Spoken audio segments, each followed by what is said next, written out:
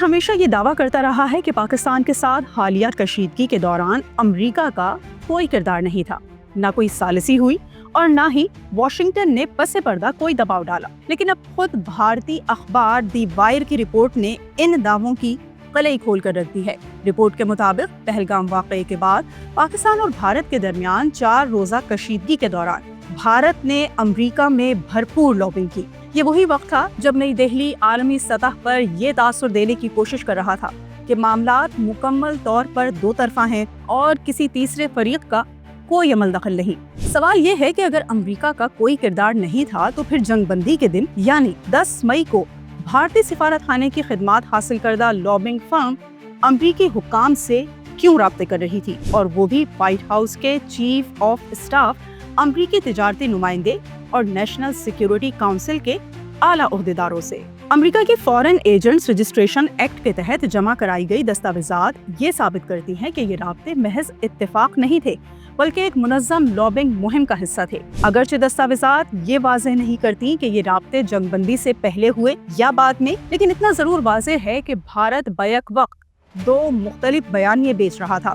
एक तरफ भारतीय हुक्काम अमेरिकी सदर डोनाल्ड ट्रंप के इस दावे को सख्ती से मुस्तरद कर रहा था कि वाशिंगटन ने कशीदगी कम कराने में किरदार अदा किया, और दूसरी तरफ खुद अमेरिका में असर और रसूख रखने वाली लॉबिंग फर्म के जरिए आला अमेरिकी हुक्काम से राबते भी जारी थे। यहाँ एक और अहम पहलू भी सामने आता है कि SHW LLC नामी जिस लॉबिंग फर्म की खिदमात हासिल की गयी, उसके सरबराह जैसन मिलर हैं जो खुद डोनाल्ड ट्रंप के करीबी साथी और साबिक तर्जुमान रह चुके हैं। सवाल यह है कि अगर अमेरिका वाकई गैर मुताल्लिक था तो ट्रंप इंतजामिया के करीबी अफराद के जरिए दरवाजे खटखटाने की जरूरत क्यों पेश आई?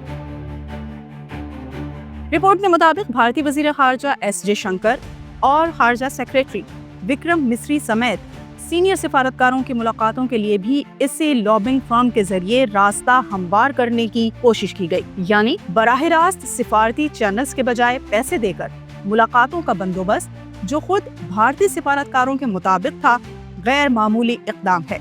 ये वो मकाम है जहां भारतीय बयानिया खुद अपने वजन से ज़मीबोस होता नजर आता है। एक तरफ दावा कि कोई सालिसी नहीं, कोई दबाव नहीं, और दूसरी तरफ $9 लाख की लॉबिंग, हंगामी राब्ते और जंगबंदी के दिन वॉशिंगटन के दरवाजों पर दस्तक।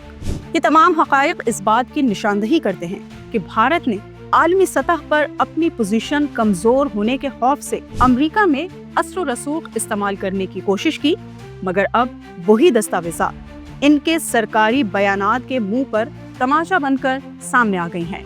आखिर में सवाल यही है कि अगर सब कुछ दो तरफा था, अगर अमेरिका गैर मुताल्लिक था, तो फिर इतनी बेचैनी क्यों? और अगर लॉबिंग की गई तो फिर सच क्यों छुपाया गया?